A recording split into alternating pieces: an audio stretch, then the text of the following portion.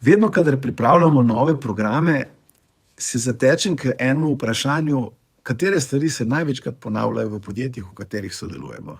Ali zaradi specifičnega vodenja, ali zaradi tega, ker se dolgo časa že niso ukvarjali nič z ljudmi, ampak se ukvarjajo samo s procesi, stroji in pa tehnologijo.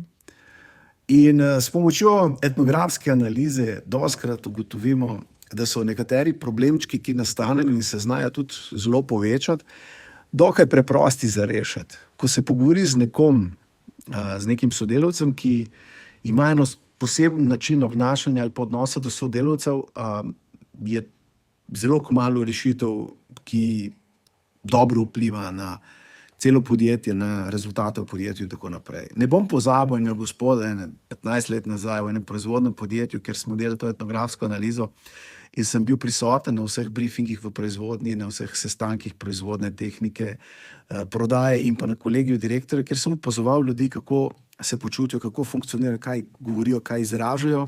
In se spomnim tega gospoda, ker sem mu povedal: gospod, a vi veste, da se vas v tem vašem oddelku vsi malo bojijo, da nobenemu ni prijetno govoriti z vami, ste grob, znate tudi koga tako kar po rami udariti, nimajo dober občutek. Prav, kaj ne, mene imajo radi, se grejo z mano na pijačo po službi.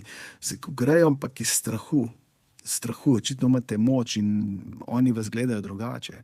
Se ko pogovarjate se, mogoče rabite samo malo spremeniti, ne se delati norca z drugih ljudi, pomagajte in bodite mentor, ste star že nekaj in imate neke izkušnje, ki res lahko nekomu pomagate, ne.